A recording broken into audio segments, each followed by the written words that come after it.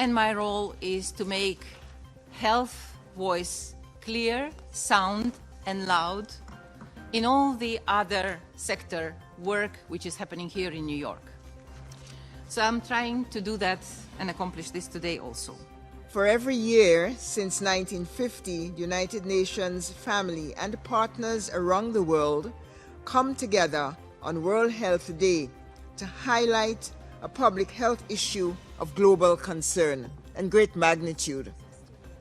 And for this year, the highlight is on depression.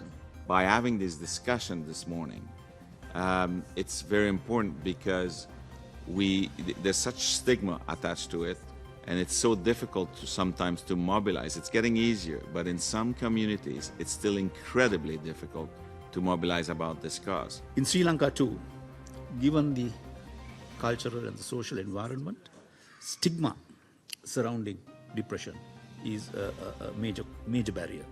At this most severe depression also, closer to 800,000 people die from suicide each year from depression. This is not a number, this is not statistics.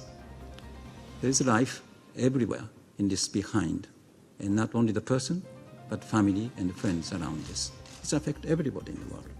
What we know for sure is that with the right opportunities and the right support, refugees are able to overcome the challenges of displacement and through their resilience and their resourcefulness, contribute to the communities that host them. Actually, we are very deeply convinced that the issue is not just a humanitarian issue, but it's also a development issue because it prevents, as it was said, development opportunities for societies, communities, and it's also a security issue because, as it was said earlier, and I thank the representative of UNHCR for her presentation because it's very important to keep in mind what will happen with the refugees and the situation of the kids, for instance, that have been out of school during so many years. So it's a huge challenge for the international community globally. Disability activists began to challenge how society treated people with disability and medical approach to disability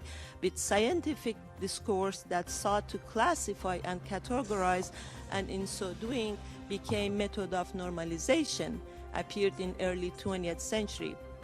Ladies and gentlemen, how can we overcome barriers of cultural differences in definition of depression in 21st century?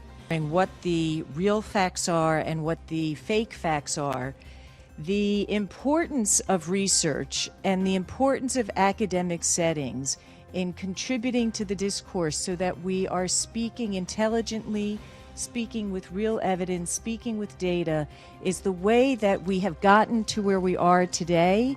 That's how depression could possibly be the theme for World Health Day.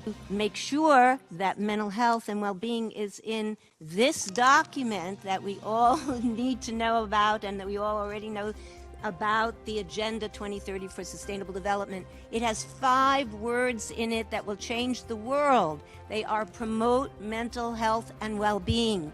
A lot of work went into this. It's groundbreaking and historic, and you will see some of that in the video.